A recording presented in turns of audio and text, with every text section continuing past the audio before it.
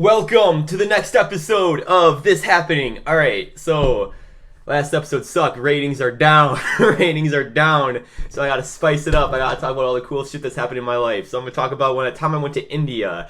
I went to India for 2 months, backpacked it, no plans. Here's the state I was in when I got on that airplane. Alright, I'm shouting. Let me shut the door.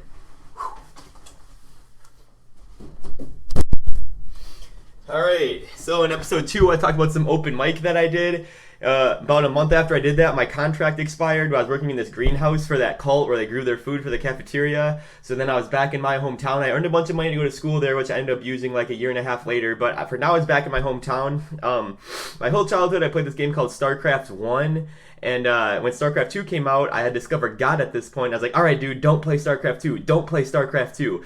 Went back home, started playing StarCraft 2 right after. So, I did the open mic. Then I came back, got StarCraft 2. First of all, it was a big deal. It was supposed to be the game that made esports, yeah, it's not a sport, take off. It turned out that League of Legends took that momentum, but StarCraft was huge. It was very, very, like, one of the biggest competitive game ever when it first came out, all right? It was a big deal. The day that it came out, they had the top player on CNN talking about it. Like, it was on national news and stuff like that. It's crazy. I started playing it 3 months after it came out. I played it for 2 months, and in those 2 months, by the end of it, I peaked at number 60 in North America. So I'm like a genius or something. But the point is, I was in a really bad spot because I was staying up all day. Staying up all night, sleeping all day, doing nothing but playing this video game that represented like the thing that I wasted. Like I played it so much as a kid, and I discovered God, so I was supposed to leave behind computer games, but I just sunk back into this hole, right? Angry nerd mode, you get it. So I went to India. Went to India for 2 months. Backpacked around, no plans, except for the first couple. I wasn't gonna go there with no plans at all, but it turns out that the first like 3 nights I was there, my parents got me a place to stay, which turned out to be nice because I got off the airplane and then I went and I had a place to go, right? So that was cool because I was a little bit overwhelmed, it turned out. Anyway, I recommend backpacking India to anybody who wants to go backpack a place. It's amazing. You can get from one side of the country to the other side for like $15. Just on the lowest class train system, and the lowest class train system is amazing, as I'll tell in my first story. So the first story I'm going to tell, first of all, I was in a place called Arambol Beach, all right? About 10 years ago, it was the hippie capital of, not 10 years ago when I was there, so I guess like 15, 16, 17 years ago, it was like the hippie capital of the world, they would say. It wasn't that anymore, but it's still pretty legit. Like every night, a bunch of hippies got together, like a lot, like, like 100 people got together, at least 100 people, and had a big drum circle as the sunset went down and people were dancing all crazy in the middle of it. You can imagine a bunch of freaking hippies in India, right? You're supposed to go crazy. So that was great. Had a really cool time there. Like, I ended up staying at this place called the Samsara, which is a terrible place. But I remember, well, first I was going to sleep on the beach, right? That was my plan. I wanted to go to India so I could sleep on the beach. And it was actually the second time I tried to do that. But I was trying to sleep on the beach, and this guy came when it was night. He's like, dude, don't do this. You're going to get in trouble for doing this, or a cow is going to step on you because they have cows just roaming on this beach. He said, here, you idiot, come sleep over here. And he let me into this, like, just 4 poles and a tarp over it. That was the Samsara. It was this shitty little restaurant. And so they let me sleep under this tarp, still like on the sand or whatever, but at least I wasn't like on the beach where the cows are walking and when cops would be pissed at me, because cops in India are very corrupt, as you'll hear in a later story if I have time. Anyway, so that was cool. I ended up befriending those guys. I'd like bring them customers every day and then like help them set up in the morning, and they would let me sleep there and like give me free rice and vegetables and stuff like that. So it was pretty legit. But anyway, I'll talk about Arambol Beach some other time, but it was time to leave Arambol Beach, right? So I got my bus ticket to get to the train station. As I was getting my bus ticket, I met this freaking gypsy babe named like Maurice Caristal or something. She was traveling India for like the past year, just making beads and selling them as she traveled to like support her funds. She was like 30 and like from South America and just a complete babe, and she was totally feeling me. I'm pretty sure she was just digging me, and we agreed like, all right. And so I met her like as we're both buying tickets at the same time for the train station. Like, oh, we're both going to the same place. We're both going to wherever the freaking Taj Mahal is, either Agra. Yeah, Agra. We're both going to Agra, I believe it was. Like, sweet. And she's like, oh, we should get a hotel together. We'll save money. And she was totally just like feeling me. Anyway, I'm like, yeah, let's do it. And so we go and get on the same train together. And like, so now we're walking around this train, right? And this is where the story gets good. Me and this babe, Maurice Caristal, is gypsy from South America. And we're walking around this train, And before the train leaves, this beggar girl comes around. She's like 5 or 6, right? And she just gets to ride the train around. Security doesn't kick her off because the lowest class train system, and they understand she's just an orphan child, so they just let her. She's like seriously like tiny. She's like 6 or something like that, just riding around the train in India, begging for food, and then she goes buys food from the vendor on the train, and that's how she lives apparently. But yeah, she was just the cutest little kid ever. Anyway, that happened before I left, and then like I met a group of Indian dudes who were like around my age and like just like kind of Western, I guess. So I kind of connected with them, and like they invited me to come into their compartment whenever I wanted to play cards with them. And there's a bunch of compartments on the train, think like Hogwarts Express or whatever. And then like another, so me and Maurice are walking around the train, right? And I'm the only white dude there, and so like everyone wants to meet me. And another thing, you can like hang out the side of the train as you're going. It's amazing. Like the train's is going, there's no security, you're just hanging out the side of it, like woo! It's pretty badass. And yeah, so Marie and me were walking around in like a dragon's compartment, and they're like, sing a song for me, and I like can't sing, but I tried to sing like Stand By Me, and Marie like tried to sing something, and then we did that, and then they break out all these tambourines and maracas and stuff, and like we start having a little dance party. They're like, yeah, this is how we like travel from here to there. We like we do this and we dance around, and like that's what helps us pass the time, and that's pretty radical. So we're all doing that, like a little spontaneous jam session in the middle of this low-class train thing, right? And then that little beggar girl comes in the room, right? And I wrote a short story about this, actually, but this little beggar girl comes in the room, and she starts killing it. She's like beaming so bright. Like, I can't do it because I'm not an angelic little girl, but she's just beaming so bright. She has like these like little like real dance moves. It was crazy, and she's just bombing it. It was incredible. And we all like ended up getting around her, just like singing, and she just like took the spotlight and killed it, and that was too cool. So that's the first part of it. And then the point was that this train I was on was enchanted. I was with this babe from South America.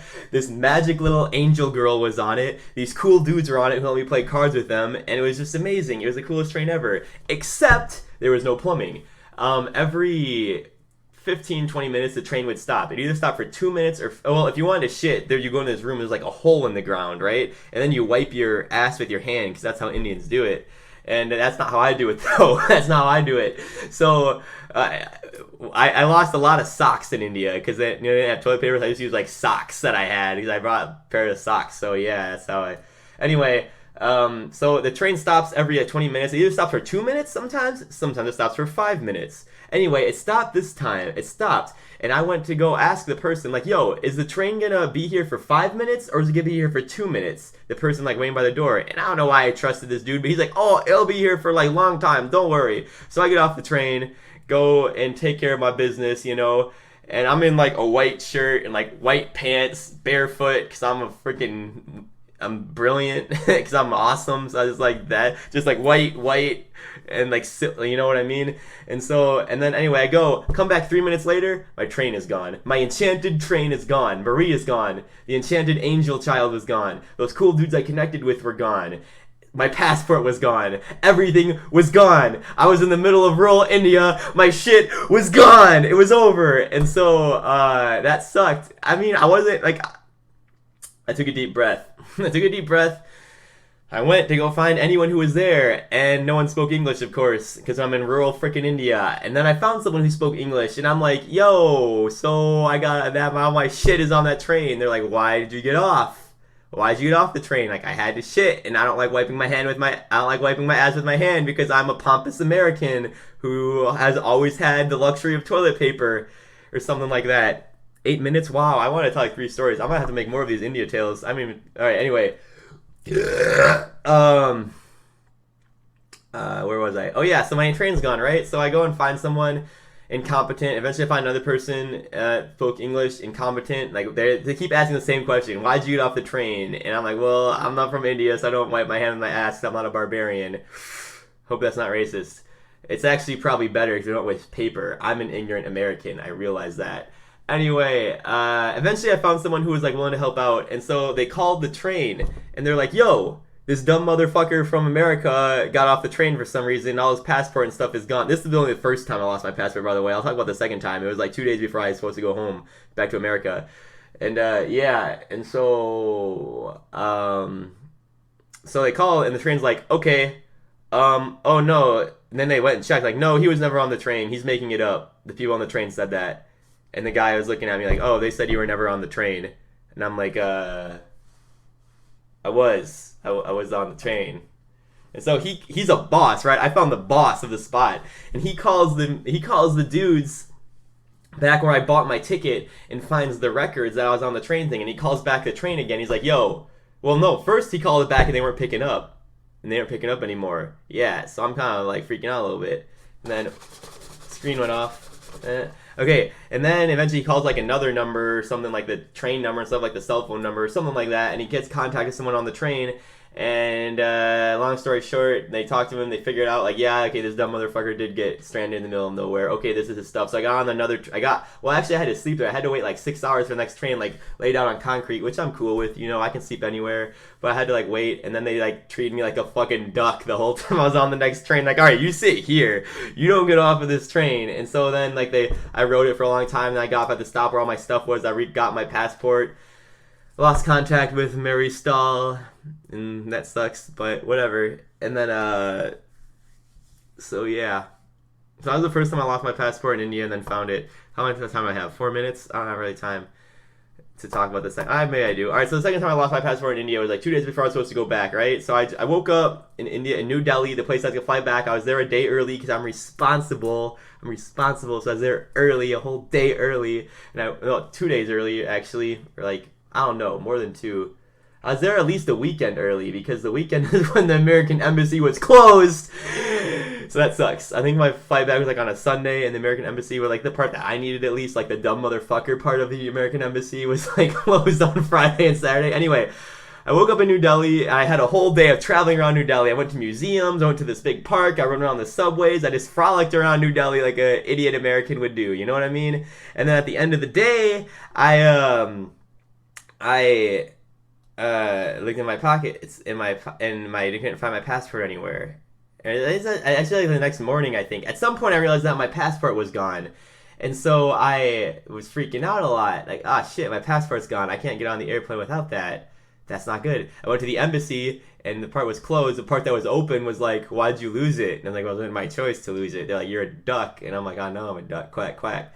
But anyway, so what I did was I pull up my pocket, right? And guess what? I had a bunch of like scraps in it. Like, oh, this is from the museum I went to. This is from like the internet cafe I went to. This is from the hotel I was at. And this is from like the restaurant I went to. I got all these fucking little pieces of it. It was like the freaking Hangover, right? So I like retraced my steps the best I could, like paying taxis and arm and a leg to get to where I needed to go. And I was just like traveling all around the place. And eventually, the last place that I checked. So the morning after I woke up, the day that I waddled around all day and eventually lost my passport somewhere along the way, the first place I went was an internet cafe where I went to go tell my parents I wasn't dead and I was coming back the next day. And this can be longer than 15 minutes. I don't need to rush. I'll chill. But the first place I went was an internet cafe, and that's the last place I checked. The last little scrap of paper in my pocket said, yo, go check the internet cafe because you were there apparently. So I went there, and I found out that I left my passport there because apparently most internet cafes don't require you to like prove that you're like, I don't know, whatever, passport information, but this place did. And so I did. And then I was so pumped that he had my shit, right? And so I gave him all the souvenirs I was planning on giving my family. All the souvenirs that I got from my family, I gave this motherfucker. And he was excited because he's poor as shit. He's an Indian, right? I'm giving like little stupid Buddha statues and little like tacky t-shirts. And I'm sure for him, he was just like looking at like, all right, that's 50 rupees. That's 20 rupees. Yeah. They call it rupees, like in Hyrule, at rules. What else? So yeah, I found my passport. I was really stoked. I got back to America. This will be 15 minutes actually. And those are my 2 stories from India. The 2 times I lost my passport. Nice. I like that. I know the 2 times I lost my passport. I have a minute left. I dealt with corrupt cops while I was there. I dealt with people I'm pretty sure who wanted to murder me. Like one time, all right. So my first week I was there. I was in, where was it? I don't know, wherever Osho's ashram is. I was going to go to Osho's ashram till I realized it was a big scam, so I didn't go there because my mom, like, knew someone there, so I was going to go there and talk to him or some shit like that, but I ended up not. And instead, I didn't go, but I wanted to sleep on the beach, right? My whole thing was like, oh, I'm going to be a free spirit and go sleep on next to the ocean because I love the ocean. The ocean's my shit. And so I was going to do that, but I went to go, as I told the taxi man to take me to the ocean. He takes me to the ocean, and then as soon as you get to the ocean, he's like, bro, if you sleep here, you're going to get murdered because you're a little honky, and there are killers here who will mug the fuck out of you. So I was like, okay, take me to a hotel then. So he takes me to a hotel, and I pay my thing, And then I go to, and like, here's your room. They take me to my room. The room only locks from the outside, and there are bars on the windows. I don't know. I haven't seen the movie Hostel, but that's what's going through my head. So I left. I was like, I paid for my room. They took me to my room, and then I was like, bye. And I started walking away. And as I was walking away, these two dudes are following me. Yeah, two dudes were following me. And they're like, why are you leaving? And I didn't say anything. I kept walking.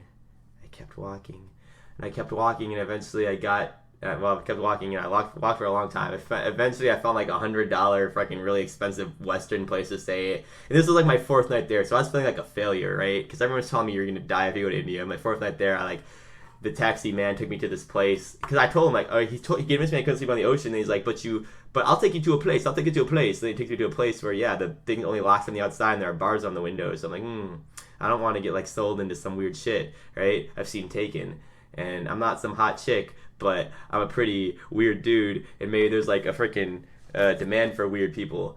Anyway, I'm getting yeah. So yeah, oh wow, 16 minutes. This is my longest episode so far. So yeah, I just felt like a failure because like my 4th night there, and like I almost died, and I ended up paying like a bunch of money to stay in a nice place. And it turned around after that. I kicked ass in India, but that'll have to be for another episode. Peace out.